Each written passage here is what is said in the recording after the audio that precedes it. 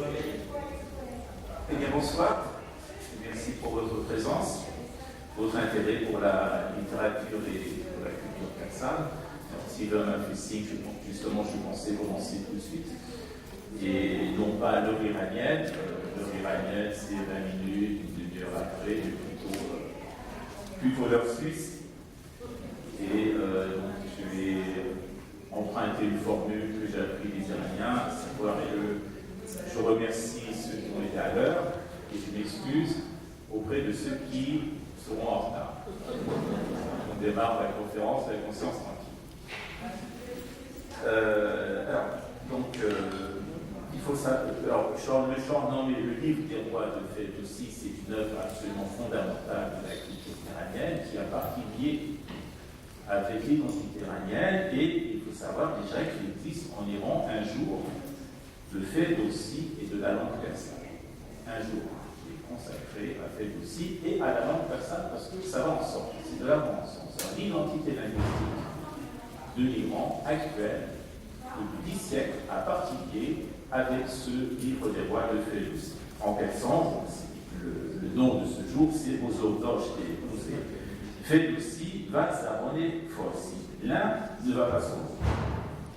L'auteur du livre des rois, le Shahnameh, et la langue persane ont un destin qui est lié, et nous avons là un phénomène qui est unique au monde, à savoir que l'œuvre d'un poète qui a vécu au Xe siècle a contribué à la sauvegarde d'une culture et d'une langue à l'échelle d'un pays vaste comme l'Iran.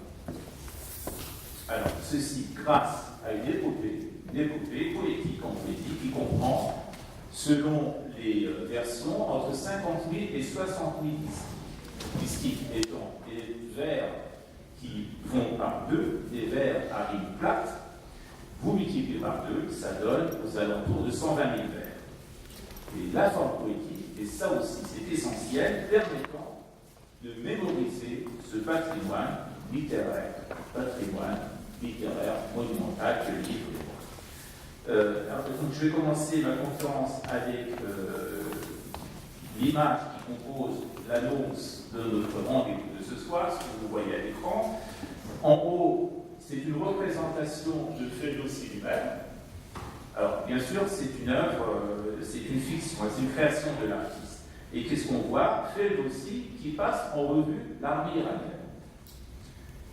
C'est le produit, donc c'est la création de l'artiste, la manière dont on se représente ça. Et derrière lui, vous avez Rostam, qui est le Hercule iranien, qui le suit. À gauche, vous avez l'armée iranienne.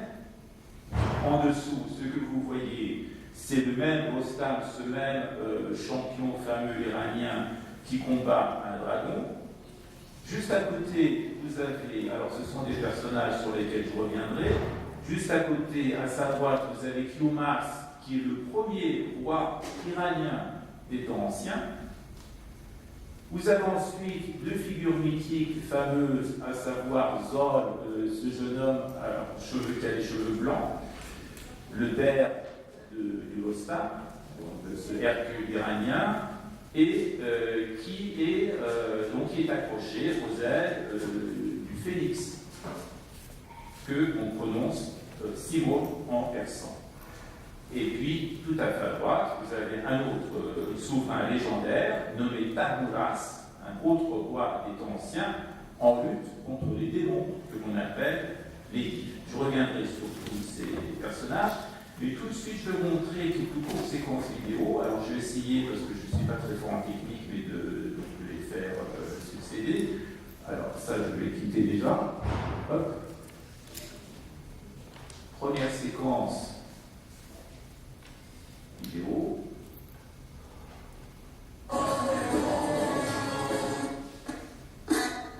Alors, de quoi parle cette séquence vidéo?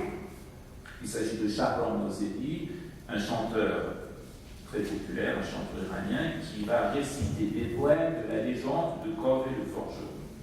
C'est par ailleurs le sujet du nouveau livre que je viens de publier.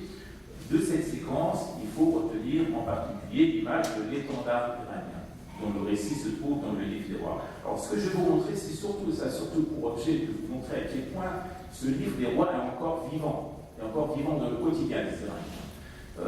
Ce chanteur populaire a créé une sorte de concert où il reprend le texte du livre des rois à la lettre, sous sa forme poétique, mise en musique pour célébrer, pour rendre hommage à cette figure de Kov et le forgeron légendaire, qui est une figure éminemment patriotique dans le patrimoine culturel iranien.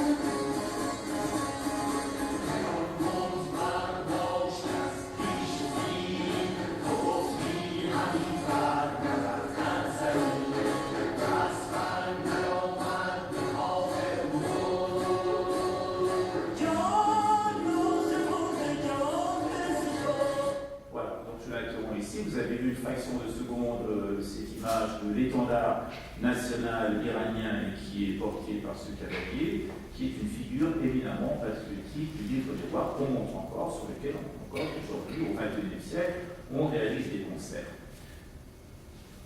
Alors, sur l'actualité des mythes et des légendes, cette fois une vidéo un peu choc, si je puis dire, et donc qui est aussi en prise sur l'actualité. C'est une séquence qui a été filmée en Syrie, qui illustre à quel point la littérature nationale iranienne et les mythes qui la composent peuvent être présents encore aujourd'hui dans la vie des populations et soulever des passions. Alors, de quoi il s'agit? Le 19 mars dernier, le 19 mars 2018, a eu lieu la prise de la ville d'Afrin, une enclave turque en Syrie, par l'armée turque.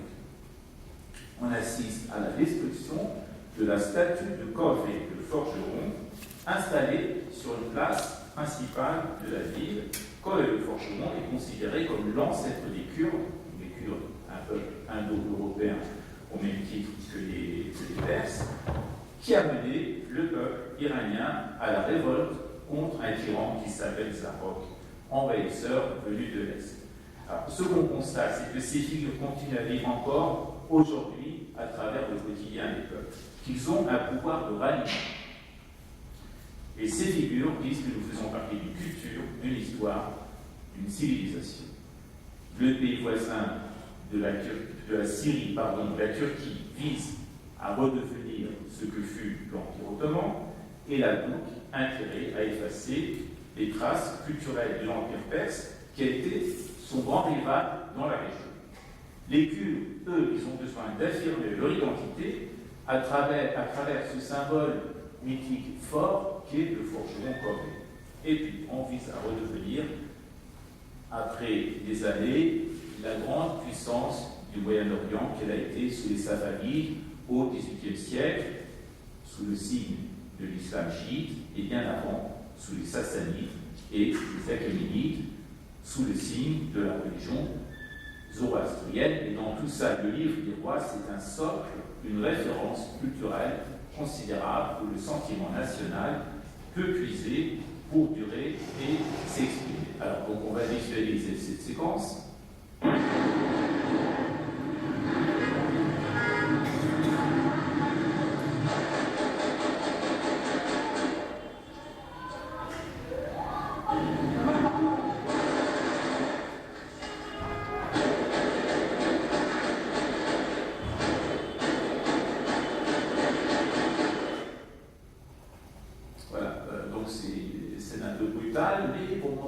fois les symboles sont importants, on va abattre un symbole, un mythe, pour réduire un peuple et sa résistance.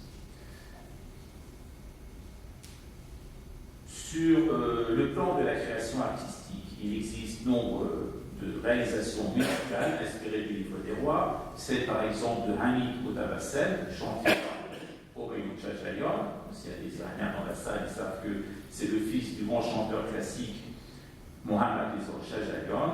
Le concert, cette fois dédié au mythe du phénix. Vous avez vu dans notre première image le Simour, qui est également une figure importante du Chordonnay. Donc des symboles qui sont toujours vivants à travers les créations artistiques. Le livre des rois, il est présent aussi dans les déclamations et récitations des Oulkhane. Ceux qui sont allés en Iran, peut-être, sont allés visiter à la Maison de la Force. Donc le gymnase traditionnel, on perpétue la tradition des arts martiaux iraniens en récitant avec percussion et musique des vers du Chordonnay.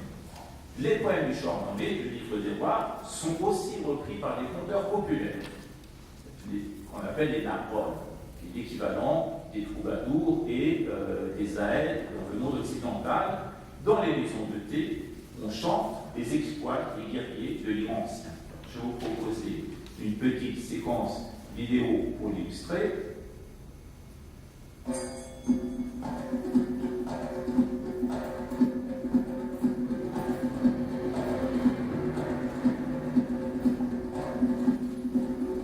Iranian dramatic storytelling, or Naqali, is the forefather of the Iranian traditional theater, where the Naqal, or reciter, narrates either a historical or a non-historical tale in prose or poetry to his audience.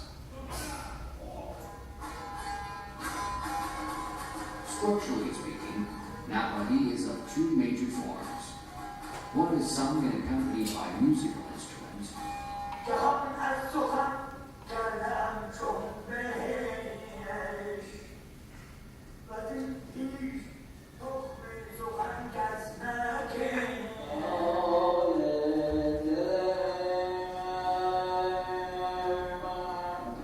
the other is performed without musical instruments.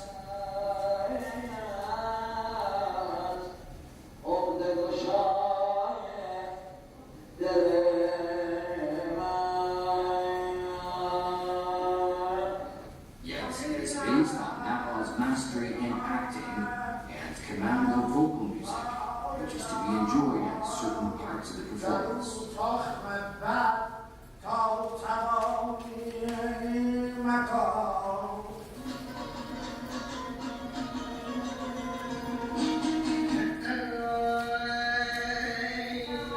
Ever since the ancient times and all across the country, Naqali has been practiced among different ethnic groups.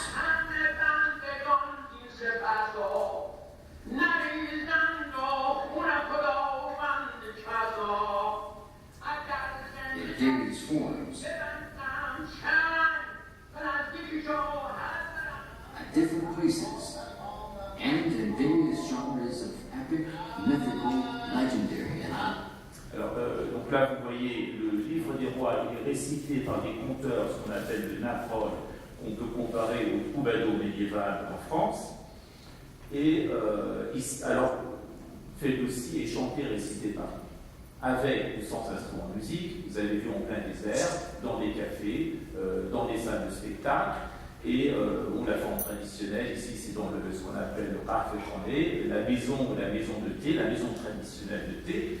Et vous aurez remarqué les peintures qui sont suspendues au mur, qui illustrent scènes célèbres de combat, et notamment, ces scènes sont présentes des personnages légendaires, tels que Rostam, le Hercule iranien, aux prises avec l'ennemi, ou avec des créatures malfaisantes.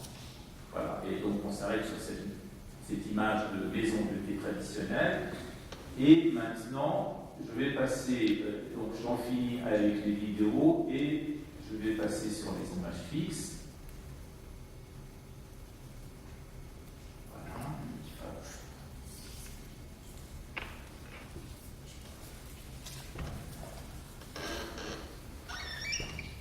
Voilà.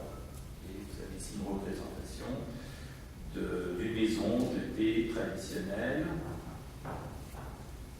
Et le récitant, vous le voyez bien, donc il est là, à droite, il porte une barbe blanche, il a le livre des rois à plat devant lui sur une petite table. Et le thé, ça circule non-stop. Vous avez donc le samovar, et on distribue du thé à la ronde, et tout le monde est absolument fixé sur le récit du Napole ou donc du troubadour. Et voici une autre représentation que j'ai photographiée dans un parc qui s'appelle le parc Eau et Feu, en Bretagne. C'est un parc central à Téhéran. Vous voyez tout au fond en arrière-plan le récitant qui est debout avec un bâton qui lui permet de simuler les gestes des combats, l'arc ou bien la massue ou l'épée, et à côté de lui sont assis les anciens avec la barbe blanche, donc symbole de connaissance et de culture. Et je vais faire un retour maintenant vers les images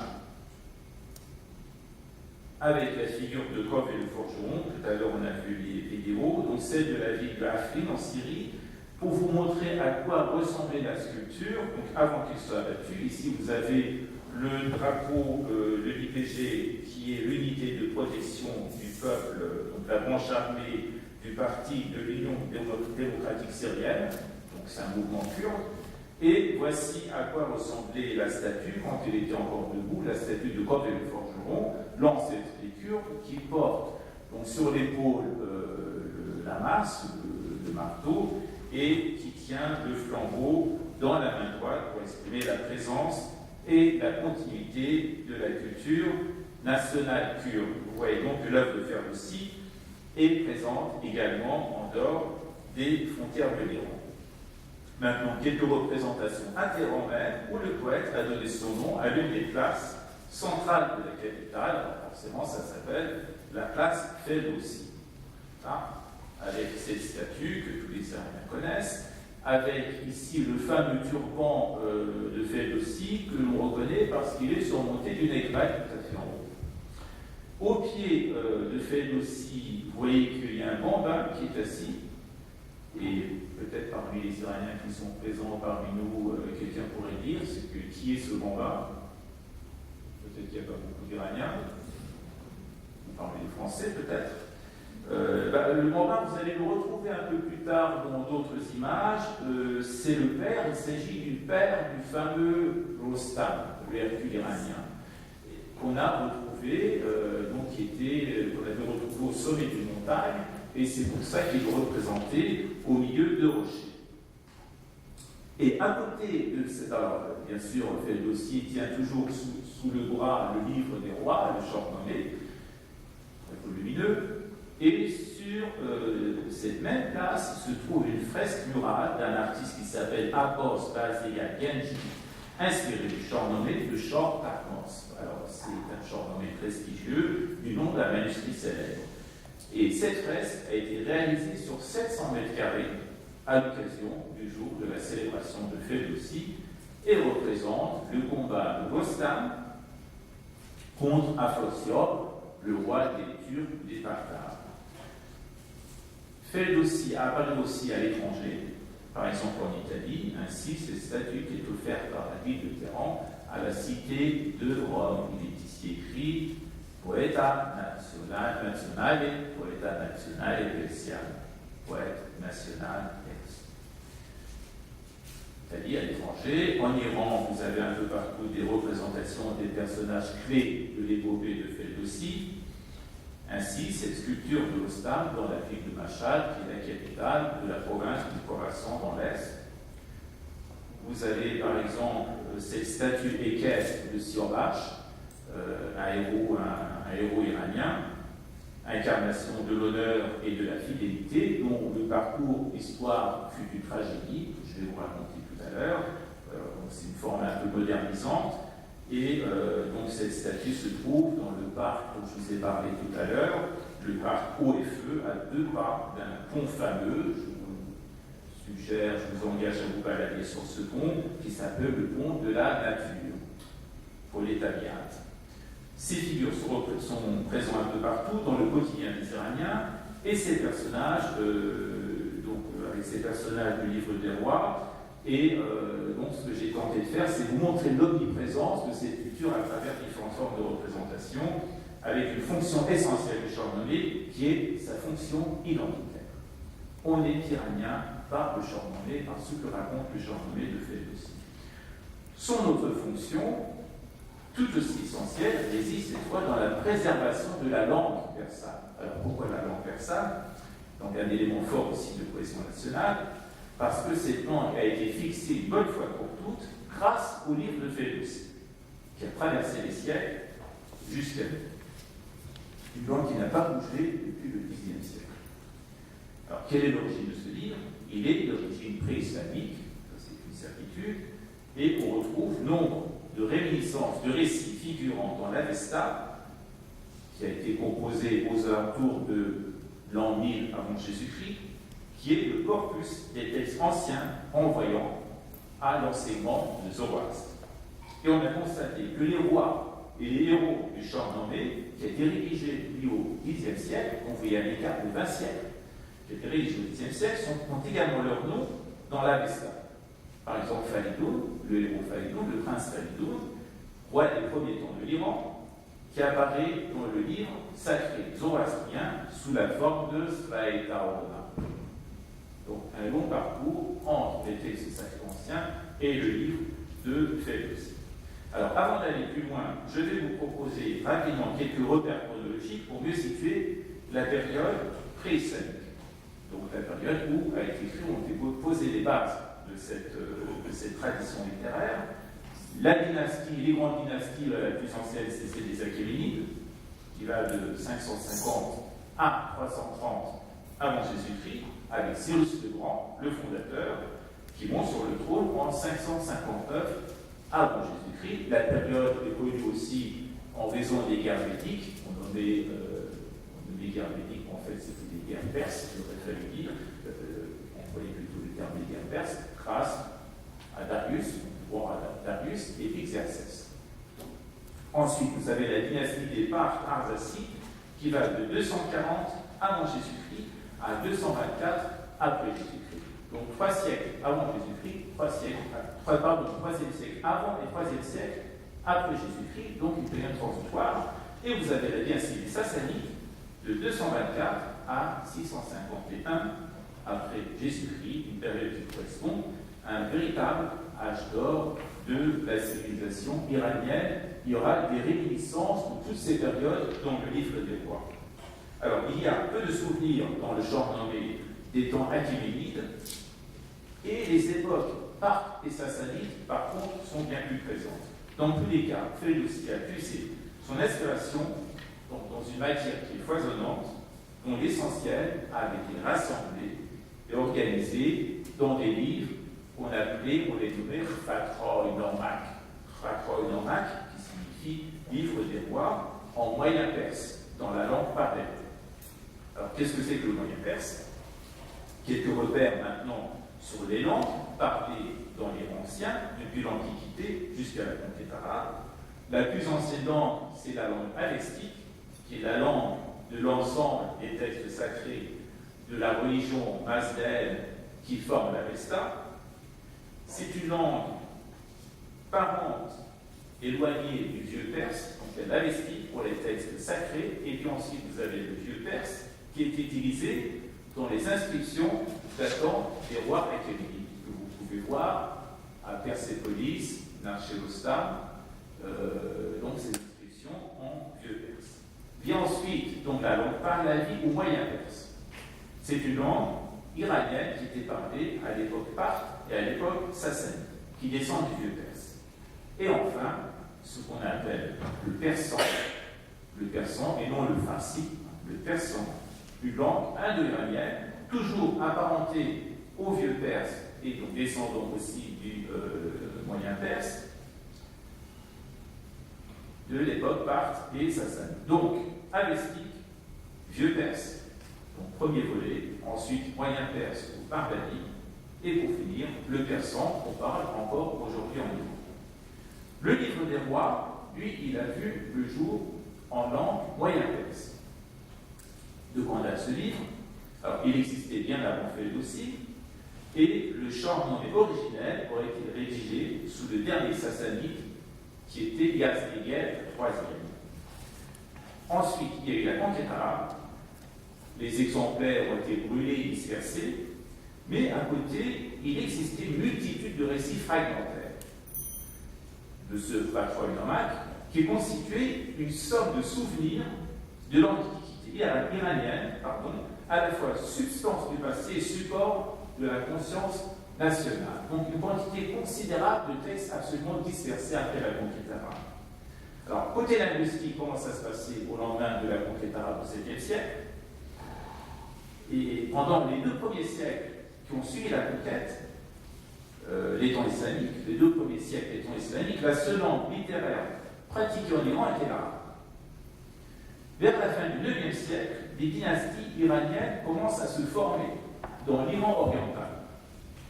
Des royaumes indépendants des califats, qui eux étaient installés d'abord en Syrie, ensuite le califat s'installe en Irak avec les Abbassides. Et à ce moment-là, donc dans cette partie orientale du pays, naît une nouvelle littérature dans une langue, le persan, la langue la plus répandue dans les pays occupés où vivaient les peuples iraniens. Une de ces royautés voit le jour avec Ismaïl Ier, 892-907, avec comme capitale Bukhara, donc aujourd'hui en Ouzbékistan. Le nom de cette première dynastie, qui se réclame donc d'une tradition iranienne, c'est les Samanides.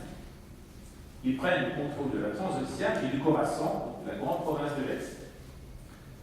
Après, les Samanides ils vont décliner et ils laissent la place à un nouveau conquérant, Mahmoud de Ghaznavid. L'empire Ghaznavid va perdurer de 962 à 1187. Alors, donc, ça que devient le livre des rois, le Radoï Normak en langue pahlavi. Il y a un ouvrage et une entreprise donc, qui démarre en prose en 957 sous forme de compilation par 4 zoroastriens. Donc 4 zoroastriens se réunir, ils disent on va réunir tout ce qui concerne le livre des rois. Ensuite, alors le nom à retenir, un personnage clé de cette aventure, c'est Abou Mansour Dariri. C'est l'autre nom à retenir parce que c'est le prédécesseur le plus juste de Féodossie. Dariri, il entreprend un Shahnameh, alors en prose, toujours, à l'origine c'est en prose, sur la base de la compilation de ces 4 zoroastriens. Donc il reprend tout ce qu'ont fait ces 4 zoroastriens et à son tour il démarre un livre des rois en prose. Mais cette entreprise est interrompue malheureusement par le meurtre de Dariri par un esclave. Et c'est là que Féodossie entre en scène. Donc vous voyez les différentes étapes de cette reconstitution. Et à l'époque de Féodossie, la nouvelle langue littéraire, le persan, il était assez formé pour permettre la composition d'un chef-d'œuvre. Donc c'est une langue qui avait mûri, cette langue persane, et ce sera le dernier grand monument de la culture pré-islamique et le premier de la littérature persane. Donc c'est cette œuvre qui va faire la transition entre la période pré-islamique et la période islamique pour préserver l'identité iranienne. Autrement dit, le chaînon le plus visible et le plus solide des liens qui unissent les 2 grandes périodes de la civilisation iranienne, celle d'avant et celle d'après l'invasion islamique. Et c'est Féodossie qui fera renaître par son livre la culture et la langue des origines. Alors c'est l'occasion de citer un distique fameux de Féodossie que tout Iranien connaît par cœur, qui est le suivant: Basilan Bolda Begin Sor Si, Ajam Zen Dekardam Begin Porsi. De se traduire, j'ai tant souffert durant 30 ans, qui était le temps de la composition du Shahnameh, pour faire connaître le persan. Alors, mission accomplie, quand on voit l'impact que vous avez aujourd'hui dans le quotidien des Iraniens, et alors une traduction littérale de ces vers donnerait: j'ai bien souffert durant 30 ans pour faire connaître le non-arabe par la vertu de ce persan. Le mot Ajam peut traduire par le non-arabe. Donc le non-arabe, on va se délivrer de cette emprise linguistique arabe pour faire connaître le persan. Une langue persane qui n'a pas bougé depuis, parce que si le livre des rois reste intelligible aux Iraniens de notre temps, c'est que la langue a très peu changé depuis des siècles, depuis un millénaire. Et son trait le plus marquant, c'est la très faible proportion des mots arabes. L'arabe étant à l'époque la langue de la superpuissance régnant sur l'Orient et la langue sacrée, la langue des Corans. Maintenant, on va passer à la vie de Ferdowsi, à la biographie par un peu de Ferdowsi, au grand idéal qu'il a poursuivi. D'abord, donc on va s'intéresser à la première illustration de ce diaporama qu'on a visualisé tout à l'heure. C'est l'image en entier. L'image que vous aviez tout à l'heure, elle était tronquée. Il s'agit d'un tableau installé dans une grande galerie de l'Université de Téhéran. Vous l'avez ici en entier.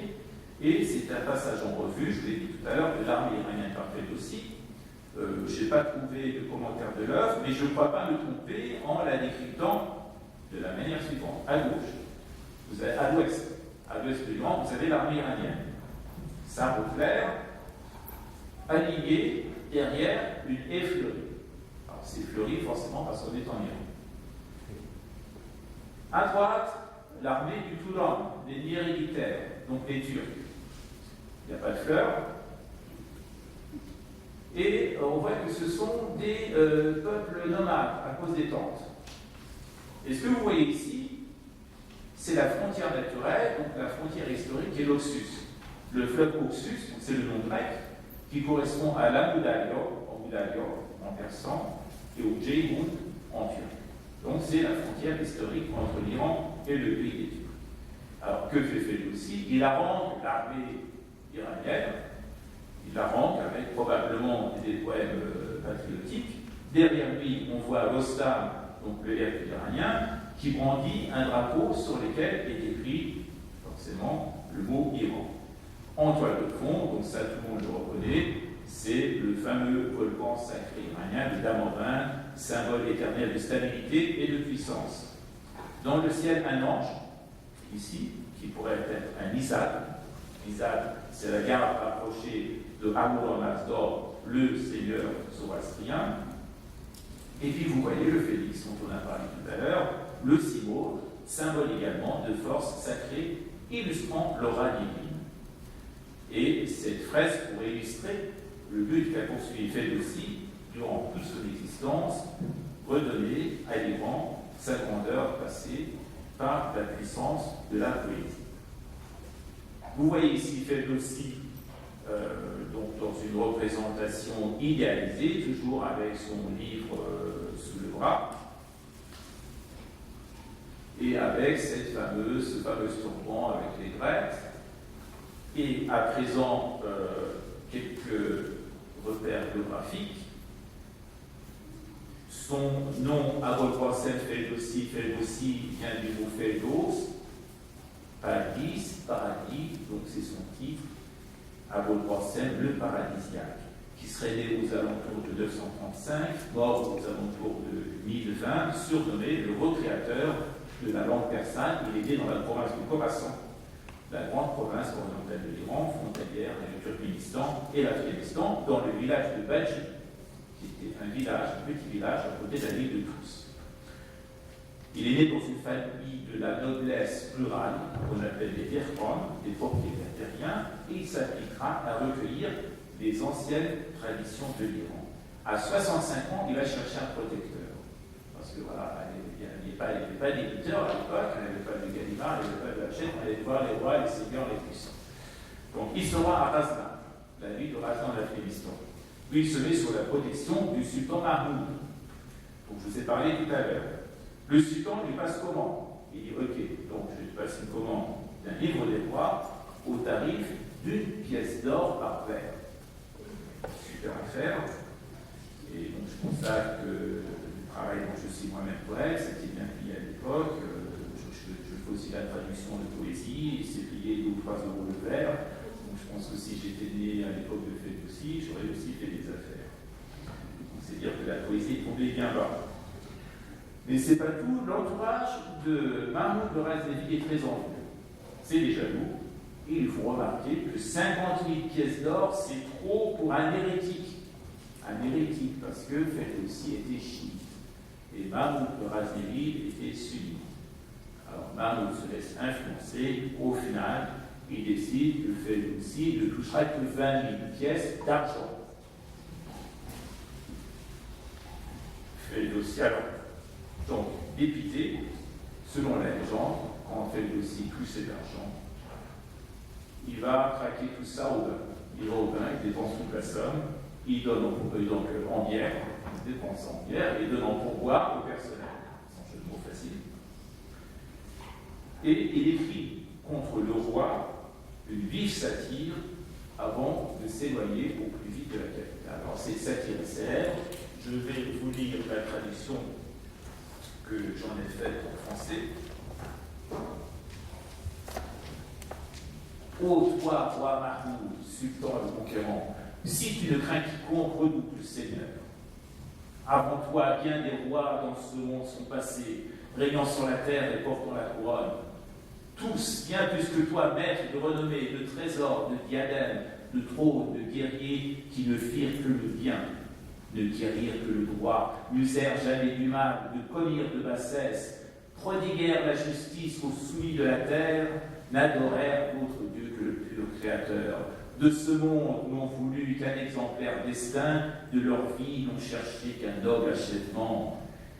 Mais le sultan cupide, au dinar asservi, n'est autre qu'un mortel que méprise les sages.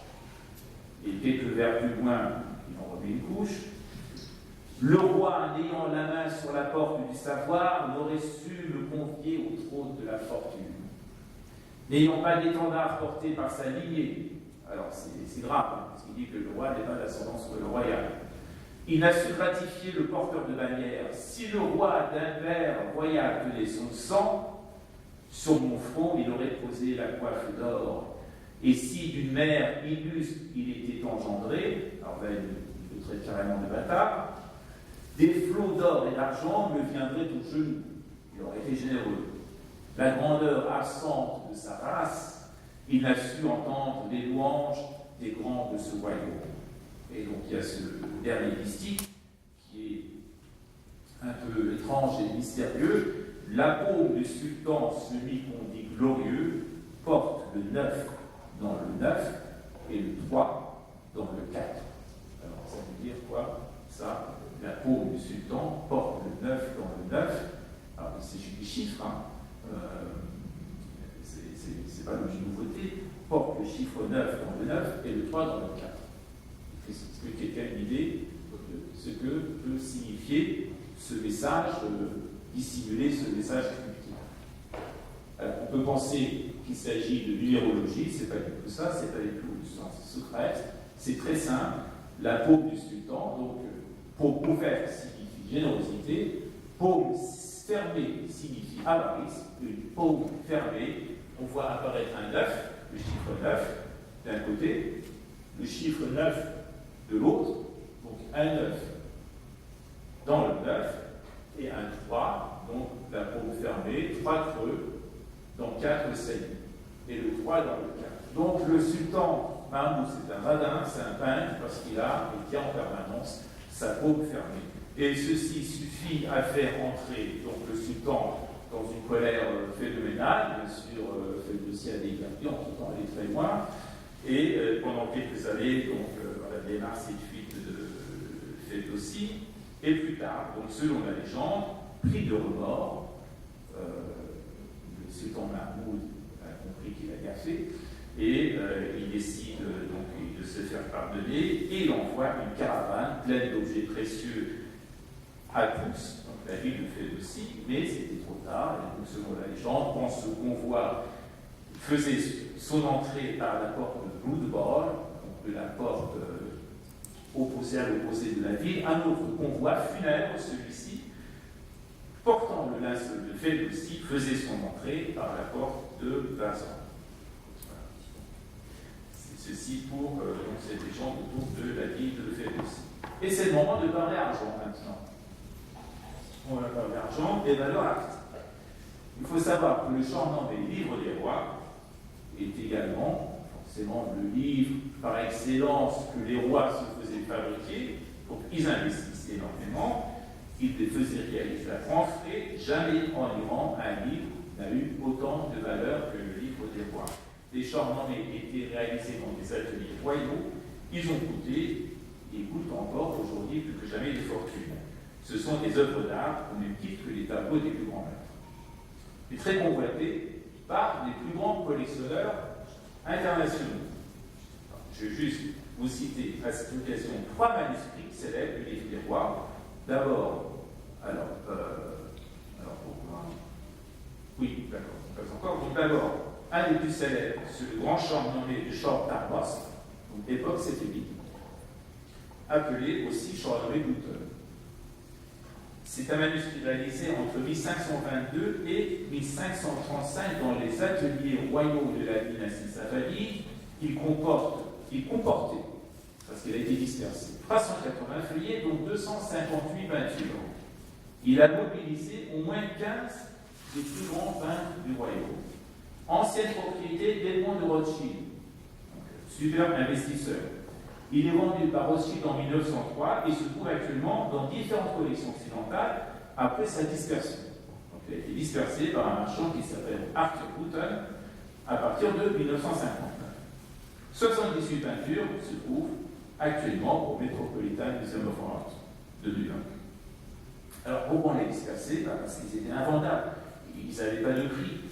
Et il était invendable sous cette forme. Alors, pour les couler, les collectionneurs détachaient les feuilles et les vendaient un peu partout à des collectionneurs. Vous avez un autre Shahnameh qui est célèbre, le Shahnameh de Notes, appelé aussi Livre des rois du Grand Mogol. Je vous montrerai les spécimens tout à l'heure. Il est exécuté au cours des années 1330 par un dignitaire de la cour des Écronides. Donc, ce sont des Mongols qui sont dirigés par le petit-fils de Gengis Khan, à Tabriz, nord-ouest de l'Iran. Le manuscrit a aussi été démembré à des fins commerciales par le marchand d'art parisien, cette fois, Georges de Notes. Il a donné son nom, ça s'appelle le nom de Shahnameh de Notes.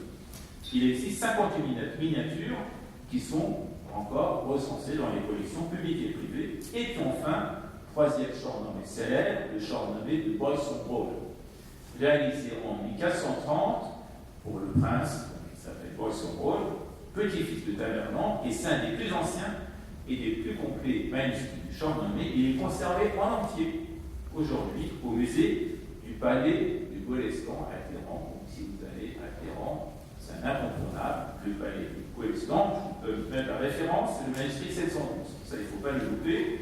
Un Shahnameh qui n'a pas été démembré autrefois par les collectionneurs d'art.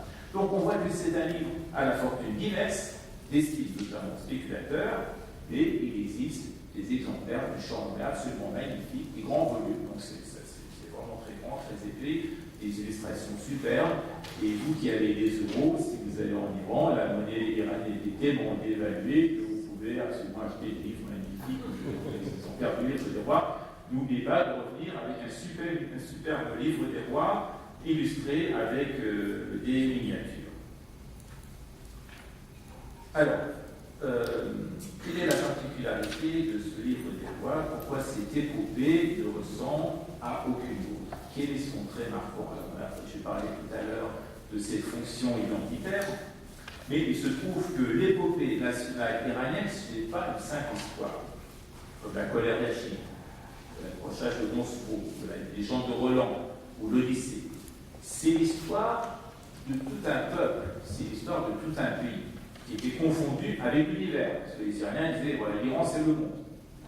L'Iran, le monde, c'est la même chose. Et cette histoire démarre à la création, avec la création du monde, l'Iran, jusqu'à la conquête arabe. Donc c'est l'histoire de tout un peuple et de tout un pays. Cette histoire se divise en 50 règnes, depuis Khéoumars, le premier roi du monde, l'Iran, pareil, jusqu'à Yazdégerd de Troie, le dernier, c'est Sassanide.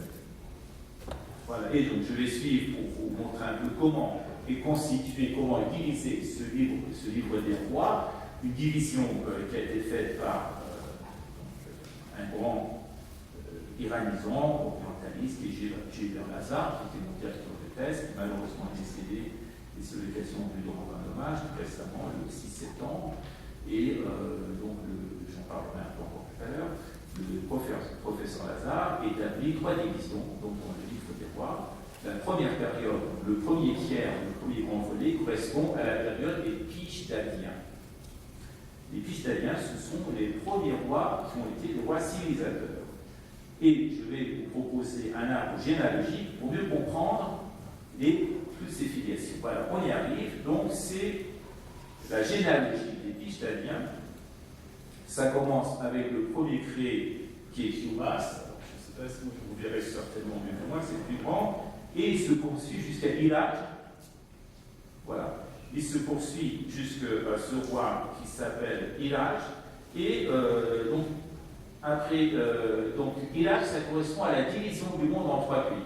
L'Iran, le pays des Romains et le pays des Turcs ou de Touran. Là, vous voyez les croix, ce sont les rois bienfaisants. Là où vous voyez le signe négatif, c'est les mauvais, c'est les méchants. Les rois malfaisants, parmi lesquels il faut retenir le nom de Zarok, que vous voyez ici, l'usurpateur par excellence, et puis vous avez aussi le nom d'Aphosior, qui est le roi des Turcs ou le roi des Touraniens. Sur le troisième ensemble, alors, ils sont séparés, mais il y a une relation. Il n'y a pas de filiation directe, par contre, il y a une relation avec cet usurpateur, ce tyran qui s'appelait Zarok, et de manière indirecte, vous avez une race de héros légendaires qui en découlent, dont Zol, donc ce jeune homme aux cheveux blancs que vous avez vu tout à l'heure, et son fils Lostan. Je cherche Lostan, il est là, voilà, Lostan. Donc, une lignée de héros légendaires. Et j'ajoute à ce tableau une figure constante du livre des rois, qui est le Simurgh ou le phénix, une figure omniprésente. Et vous avez ici l'étendard national iranien qui apparaît avec la prise de pouvoir de Feridoun et traverse toute l'épopée jusqu'à l'invasion arabe. Donc on revient à la colonne de gauche, donc les rois pishtaliens, ce sont les premiers créés, les tout premiers rois de l'histoire du monde, de l'histoire de l'Iran, ça se confond, c'est la même chose. Alors ces dynasties, ils apparaissent dans l'Avesta, dans le texte de l'Avesta, sous la forme Paradorda. Paradorda, qui signifie les premiers créés. Parod signifie premier, et Dorda, ça signifie donner.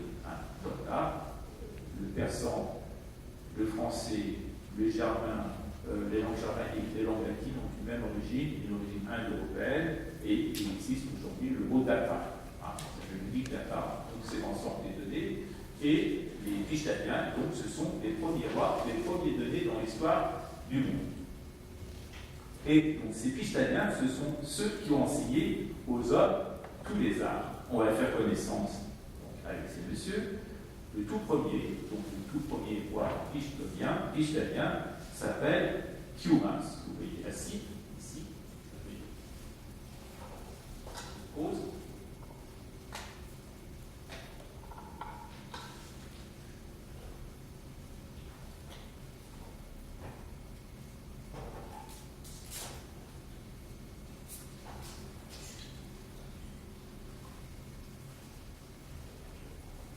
Le premier roi, Kiumas, son règne a duré 30 ans.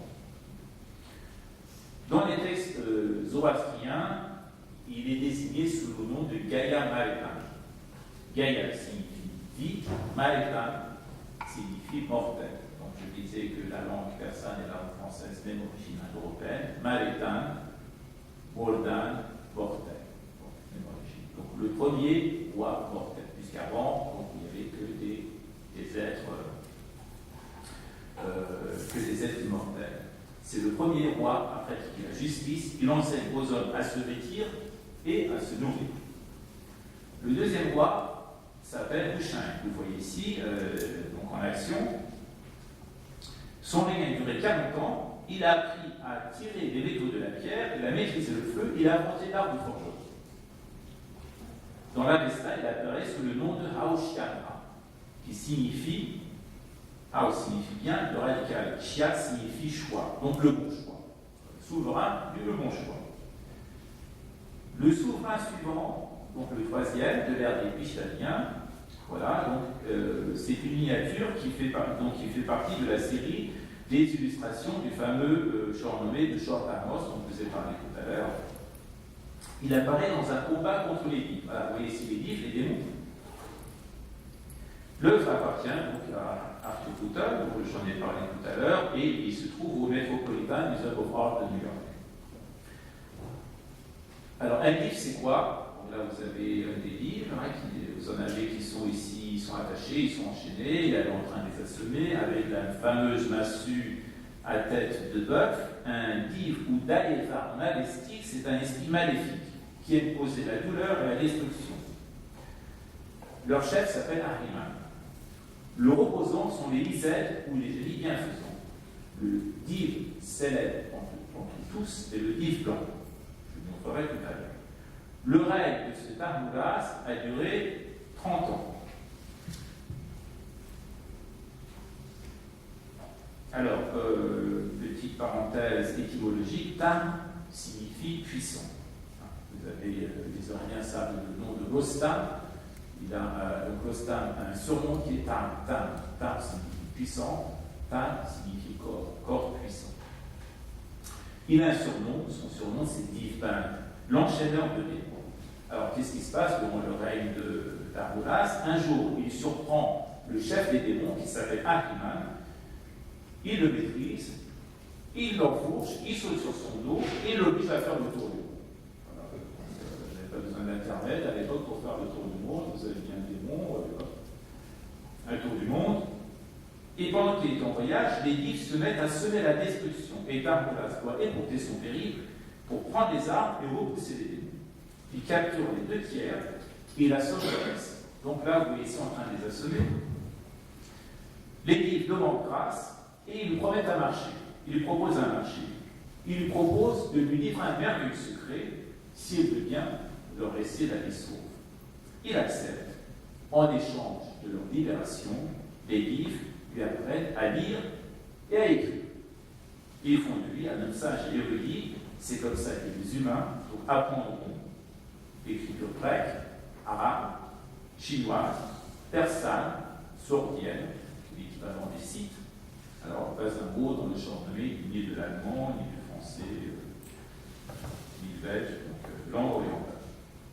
Armouras a régné sur les 7 pays du monde, il a chevauché Ahriman pendant 30 ans. Au bout de 30 ans, Ahriman en a assez de le porter sur son dos. Grâce à une ruse, il le fait tomber sur une pente du mont Athos. Et il apparaît. Ça se faisait à l'époque. Et donc on aura noté dans ce passage que les divs sèment le chaos et le désordre. Ils connaissent les secrets de la nature et des arts, ils reviennent aux premiers hommes, civilisateurs, et leur arracher. Le Pishtanien suivant s'appelle Jamshid. Jamshid régnera 700 ans. Il fait fabriquer des armes, tisser des étoffes, construire des maisons et des vaisseaux.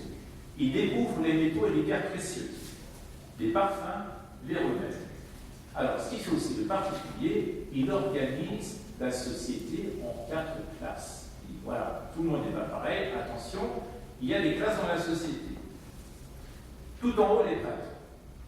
Ensuite, les guerriers, ensuite, les fonctionnaires, ensuite, les paysans. Chacun reste bien à sa place dans cette classification sociale. Il fait régner la paix, mais après un long règne glorieux, il conçoit de l'orgueil.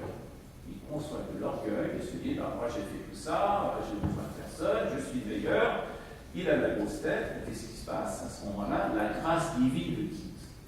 Le phare, ce qu'on appelle le phare, l'aura divine, il est quitté par cette grâce divine, et du coup, ça le fragilise. Et donc, il bascule dans le côté sombre, comme on dit. L'Empire plonge dans l'anarchie, les guerriers de l'Iran font appel à un roi arabe, qui est Zarok, l'usurpateur, dont je vous avais parlé. Il s'empare du trône, il met en fuite Jamshid, et finalement, il arrive à le rattraper, il le fait scier en deux. Voilà, on est en train de couper Jamshid en deux, d'une manière de haut en bas, en fait. Ça m'a un peu interpellé, je me suis dit, pourquoi le coupe de haut en bas? C'est plus long, c'est compliqué, ils auraient pu couper dans le sens de la largeur, c'est beaucoup plus vite. Je me suis dit, comme les Perses étaient un peuple qui avait le sens de l'esthétique, ils se sont dit, voilà, on a deux moitiés égales, on va faire comme ça. Donc il est coupé en deux, et On arrive donc maintenant, je vais faire une parenthèse sur l'objet de mon livre, qui est le mythe du forgeron. Donc c'est ici qu'intervient ce mythe du fameux forgeron, qui contribuera à la victoire contre le tyran Zarok. Vous pouvez installer ici Zarok, et puis donc les tortionnaires. Et vous voyez ici donc Zarok, le tyran, assis sur son trône.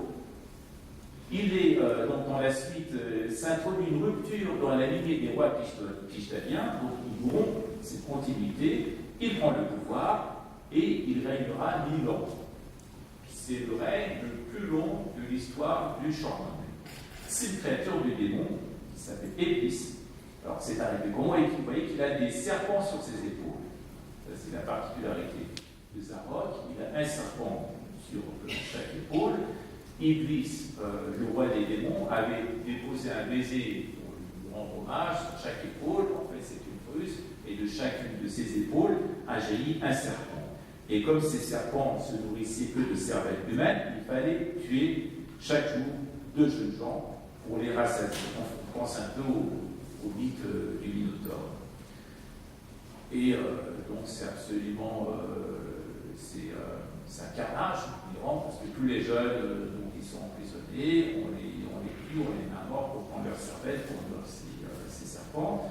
Un vengeur va apparaître dans la personne de Falilou, petit-fils de Jamshid, qui a été coupant, donc son petit-fils. Il conduit en secret dans une montagne et est nourri par une vache. On pense à des mythes comme celui de Rémus et Romulus, par exemple, ou plus proche de nous, des légendes comme comment il s'appelle, le livre de la jungle, cet enfant qui nourrit par une liche, Mowgli, exactement. Donc on retrouve un peu ces légendes à travers l'histoire. Et donc il est nourri par une vache, et un jour, pendant que ce prince est en fuite, un forgeron qui s'appelle Corée, dont les 16 fils avaient été immolés pour nourrir les serpents de Zarok, il se rebelle. Il soulève le peuple. Il était forgeron, donc il sort, il va au bazar, il va au marché avec une lance.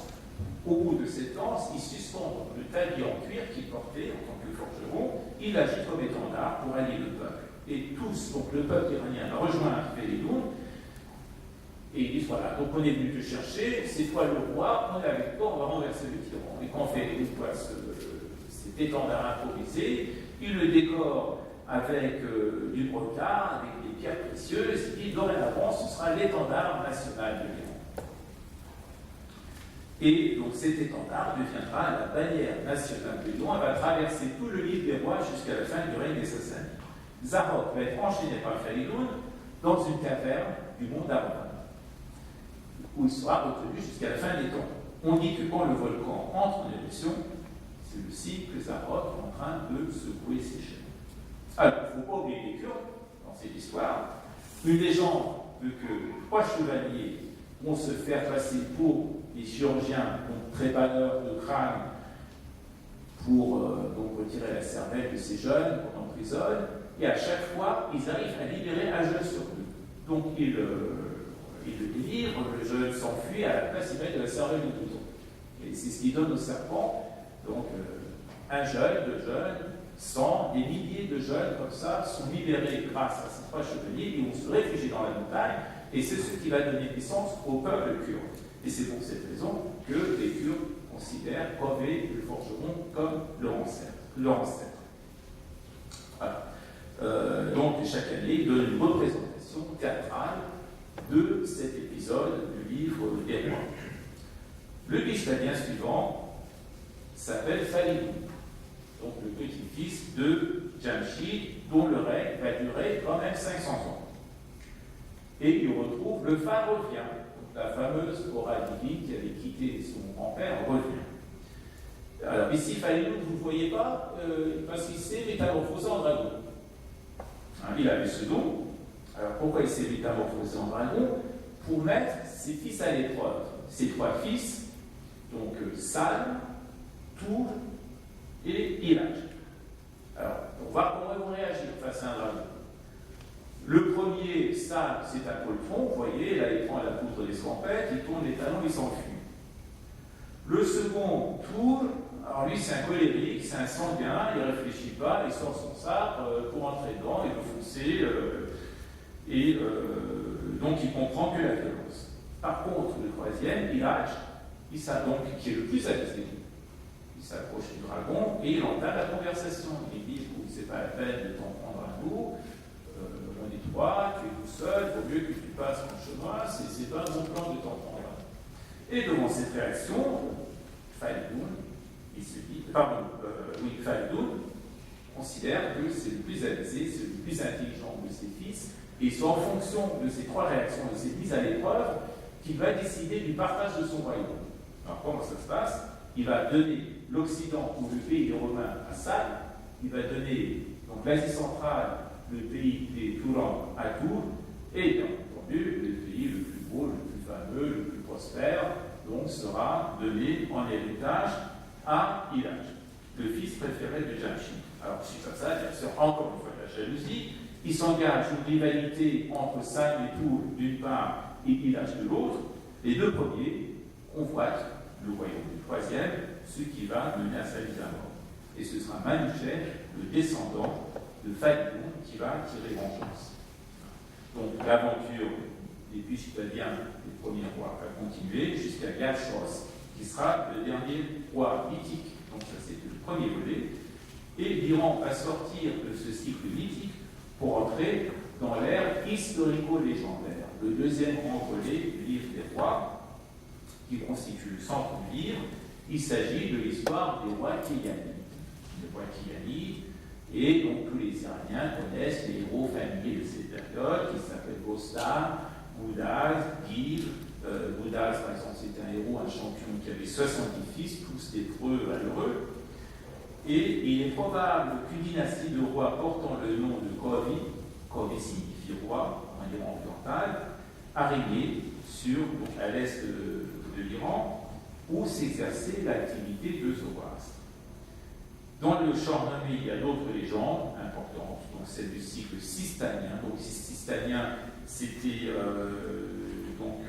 un cycle avec des acteurs comme Rostam, le Hercule iranien et sa famille, et ce sont des légendes qui ont sans doute été constituées chez les Sakas ou les Scythes, donc des peuples iraniens du Nord, qui avaient nomadisé dans les steppes d'Asie centrale, et donc une fraction est entrée en Iran, au sud-est de l'Iran, et ils ont peuplé donc une province du sud-est qui s'appelle le Sistan, qu'on appelle aussi le Sakastan. Il y a d'autres légendes relatives aux héros de la famille de Boudaz, donc un général en chef de l'armée des Perses, qui a participé notamment aux guerres visant à venger la mort de Siorbash, un autre héros du livre des rois, et ces légendes-là peuvent être plutôt d'origine par Arsacide. Voilà, donc ce deuxième volet, c'est des guerres à n'en pas finir entre l'Iran et le Touran, donc le pays au-delà de l'Oxus, où règne le roi Aphosior, ennemi irréconciliable de l'Iran. Alors, quelques mots aussi sur un autre roi, qui est le roi Goshtos, champion de la foi zoroastrienne, et son fils Esfandior, qui est un immortel. Ils occupent aussi une bonne part de ce deuxième volet. Parmi les personnages historiques donc, qui renvoient aux Achéménides, on peut situer Doror, qui correspond à Darius l'Achéménide, et son fils Doror, qui correspond à Darius III. Maintenant, je vais vous présenter quelques scènes les plus célèbres du livre des rois en relation avec ces personnages. Ah oui, alors ça j'ai oublié, ça c'est la mise à mort de Iraj par ses deux frères. Donc je vous ai parlé tout à l'heure. Donc Iraj mise à mort par Sam et par Khan. Voilà. Donc maintenant, on est dans le deuxième volet. Donc cette scène est fameuse. Il s'agit de la scène du combat de Rostam avec le Div blanc. Ça fait partie des grands classiques. C'est une œuvre qui se trouve au musée Reza Abbasi. Je vous conseille fortement d'aller voir ce musée à Téhéran. Il y a des œuvres absolument magnifiques. Donc c'est un tableau qui a été réalisé en 1331. C'est l'année de ma naissance. Alors, dans le calendrier iranien, je ne suis pas né au XIVe siècle. 1331, donc 1950, quelques. Et donc c'est la peinture populaire. qu'on trouve dans les maisons de thé. Donc c'est typique de ce cadre-là, les maisons de thé rares quand même. Une autre mise en scène, donc c'est la mise à mort de Rostam, la mise à mort de Soror par son père. Ici, Rostam et son fils Soror. Alors il ne le sait pas. C'est un infanticide qui est célèbre dans les légendes iraniennes. Il découvre seulement après la mise à mort de son fils qu'il est né de sa chair et de son sang. Il fait ce geste, déchirer donc sa tunique en découvrant cette tragédie. C'est une scène qui est très souvent représentée et dessinée par des artistes. Donc, ici, Rostam, son fils Soror. Une autre représentation, alors ce que vous avez vu tout à l'heure, c'était contemporain. Ça, c'est une représentation plutôt dans un style classique, très élégant et raffiné, qui est très probablement sorti des ateliers royaux. Rostam à droite, qui découvre qu'il vient de mettre à mort son fils Soror. Une autre scène, je vais l'agrandir un petit peu. Ah, j'y arrive pas. Alors, cette scène-là, c'est le combat entre Rostam et Esfandiol. À gauche, Rostam, à droite, Esfandiol, l'immortel. Elle se trouve dans le palais de Saadabad, au nord de Téhéran. À visiter aussi, bien entendu, c'est l'œuvre de Mohammad Modabbeh. Et ça fait partie des collections de ce palais. Donc, Esfandiol, à droite, faisait partie de la famille des Kayanides, c'est un immortel. C'est des gens qui correspondent un peu à celles en Occident, comme Achille ou Siegfried pour les légendes germaniques. Et Rostam viendra finalement à bout de lui grâce à une ruse de Simon, le fameux Phénix. Combat entre Rostam à droite et le dragon, manuscrit du XVIIe siècle. Alors, c'est un des travaux de Rostam. Hercule avait 12 travaux, Rostam en a 7. Peut-être qu'il se fatiguait plus, donc il en a 7 au lieu de 12. Et un de ses travaux, c'est mise à mort du dragon. XVIIe siècle. Une autre version, celle-là est plus récente, on est un peu plus dans l'esprit science-fiction, qui a été réalisée par Odeh Adibi, qui date de 2005. Voilà. Ce que vous voyez ici, donc cette tête de lion, c'est parce qu'il portait une peau donc sur lui une peau de lion qui avait mis à mort. Donc ça, c'est une réalisation tout à fait contemporaine. Et puis alors ça, c'est absolument magnifique, ça c'est mon préféré. Donc une autre miniature, c'est toujours le même récit du combat de Rostam contre le dragon, mais c'est d'une grande finesse. Et vous voyez tous ces rochers autour qui sont mouvants comme des vagues, avec le dragon qui se détache au milieu. C'est absolument sublime cette miniature.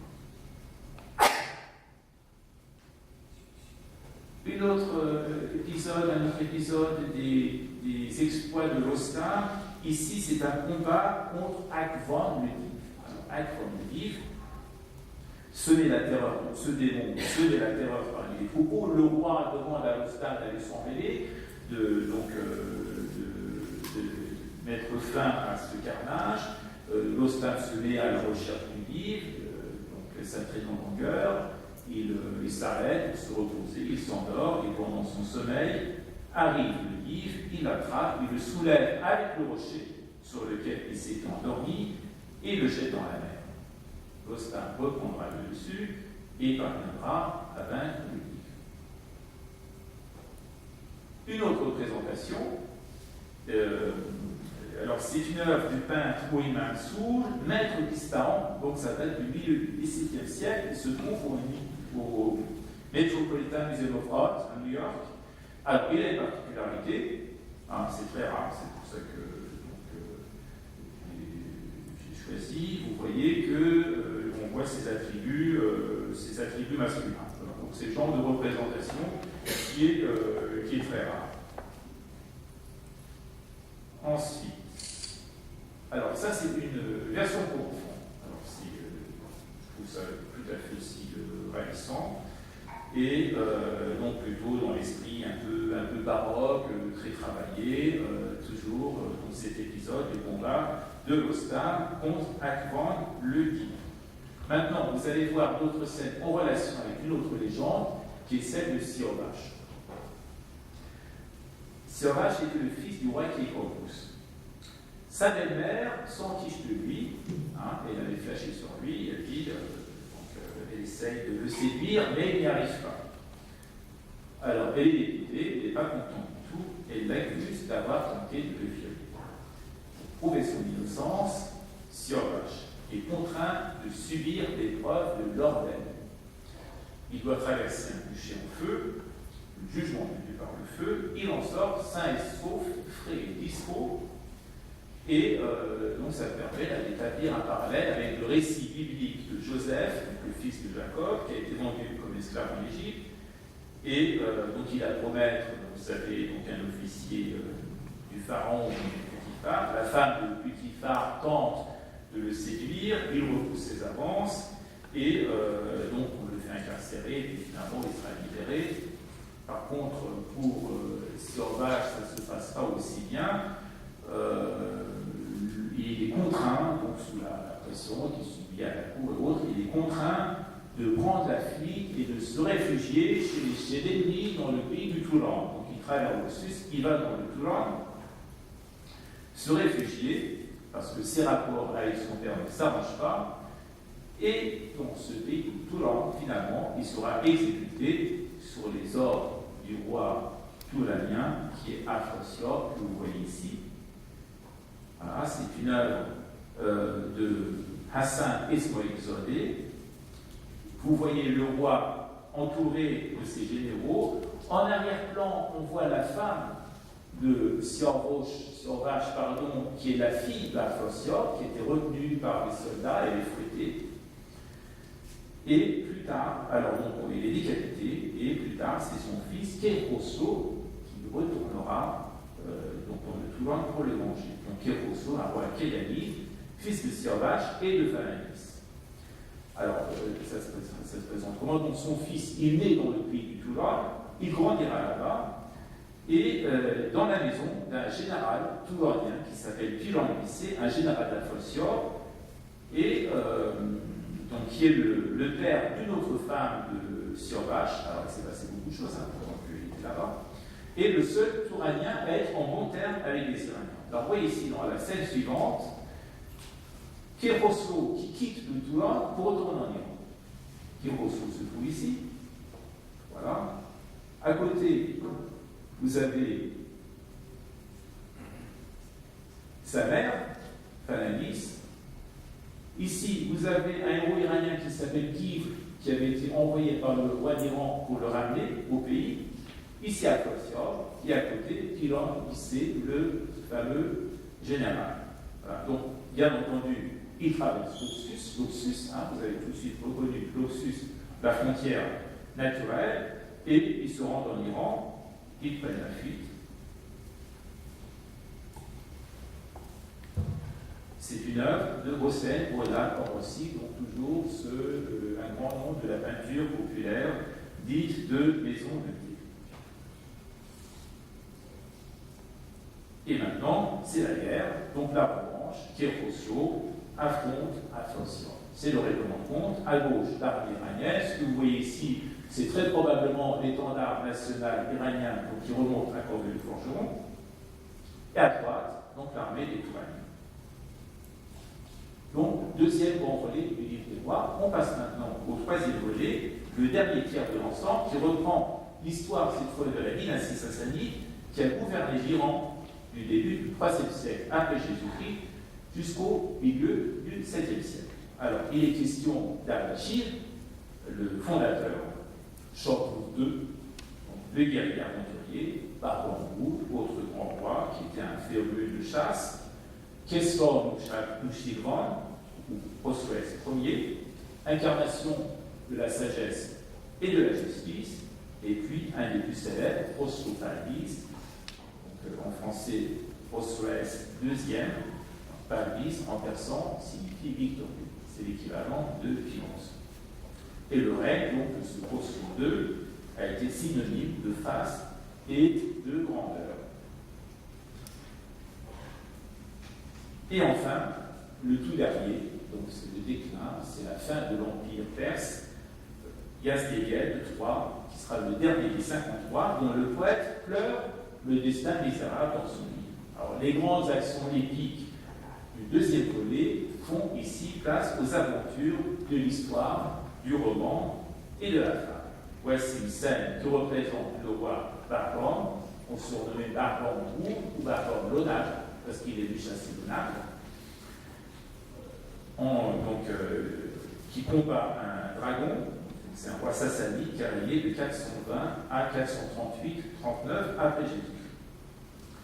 Et qui s'est livré à plusieurs guerres contre l'Empire romain. Alors, bien entendu, donc avant, c'était beaucoup des guerres avec les pays de l'Est, maintenant, guerre avec l'Occident, l'Empire romain en particulier, le grand ennemi de l'Iran sassanide, mais aussi un certain nombre de combats contre les Huns venus d'Asie centrale. Nous assistons ici donc au combat toujours. C'est la même scène, Barbon contre un dragon, mais c'est. Attendez que je fasse une bêtise. Voilà, donc ça c'est un dragon. Et maintenant, Barbon qui combat un lion et s'est tiré d'un autre manuscrit célèbre que le Chardonnay de Motte. Alors, c'est un style très particulier, ce Chardonnay de Motte, avec une combinaison de l'art traditionnel de la peinture persane et l'art chinois qui est arrivé avec les Mongols, c'est très reconnaissable. Là, on n'est plus dans le style de l'école Ispahan. Alors, moi j'aime beaucoup, c'est très différent, très marqué par Orient Extrême-Orient. Quelques scènes maintenant avec la figure de Simour, le phénix, qui incarne la providence divine ou la fortune. Donc c'est un feuillet du manuscrit de Shor Tarmos. Et on voit Zol, le fils de Lostar, ici. Donc le fils de. Zol, le fils de Sam. Zol, le fils de Sam, un héros légendaire qui était né albinos. Quand son père assiste à sa naissance, il a un choc, il dit c'est pas possible, il a les cheveux blancs, donc c'est une créature du démon, je ne peux pas garder ça. Il demande à ses hommes de le prendre et de l'emmener très loin et de le laisser au pied du mont d'Amovin. Ou niche le phénix ou le Simour. Par contre, le phénix, lui, est clairvoyant, il devine tout de suite, dès qu'il voit Zol, un être exceptionnel, il va tout de suite le chercher, il l'emmène chez lui, dans son lit, avec ses bébés Simour, il va s'occuper de son éducation. En même temps que celui de ses enfants, il va lui apprendre toutes les sciences. Et vous voyez ici une caravane qui passe en bas, donc au pied de cette montagne. Ils assistent à la scène, ils sont complètement émerveillés, ils disent c'est incroyable. Un gamin aux cheveux blancs au sommet de la montagne, à côté des enfants et des bébés Simour. Et qui ici il apporte la nourriture, vous voyez. Donc il apporte là dans une de ses serres et des choses qui ressemblent à un léopard. Et puis là c'est une gazelle. Donc il apporte à manger. Je pense que c'est un barbecue géant qui se prépare.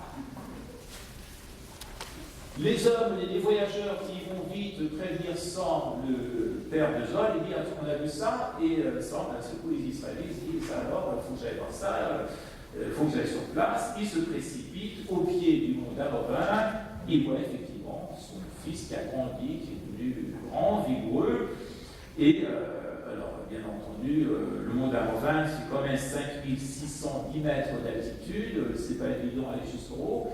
Le phénix voit ça, il dit bouge pas, je te l'apporte. Donc il prend le fils, il l'emmène au pied de la montagne et on sort son fils bien élevé, bien éduqué, en pleine forme, et donc il regrette ce sujet de l'avoir abandonné, et pendant toutes ces années, donc pas de frais de babysitting, pas de frais d'éducation, donc il arrive tout frais, un gamin absolument magnifique qui lui apporte, et donc ce même Zol aura pour fils le héros légendaire qui est Lostar. Voilà. Pour finir, quelques mots sur mon nouveau livre, qui est dédié au mythe de Corvée Forgeron, lequel avait contribué au renversement de Zarok, qui a créé l'étendard national de l'Iran. Alors sur cette couverture, c'est très parlant, donc c'est une image, c'est une miniature qui se trouve au musée des Arabes aussi, il y a vraiment des trésors là-bas. Il n'y a pas beaucoup de monde, j'y suis allé, il y avait 3 Pékins, bon, c'est pas très bien présenté, il y a absolument des trésors, il faut absolument aller là-bas. Et on voit ici, alors vous reconnaissez Feligoun à la tête du peuple iranien qui se révolte, qui porte la massue à tête de bœuf qui a été fabriquée par les forgerons. Vous voyez ici Zarok, usurpateur avec les serpents sur ses épaules, Kové portant l'étendard national suivi par le peuple qui s'est soulevé. Et donc c'est une thèse que j'ai dirigée, comme je dis, sous la direction de Peter Lazare, qui s'est éteint il y a une semaine à l'âge de 98 ans.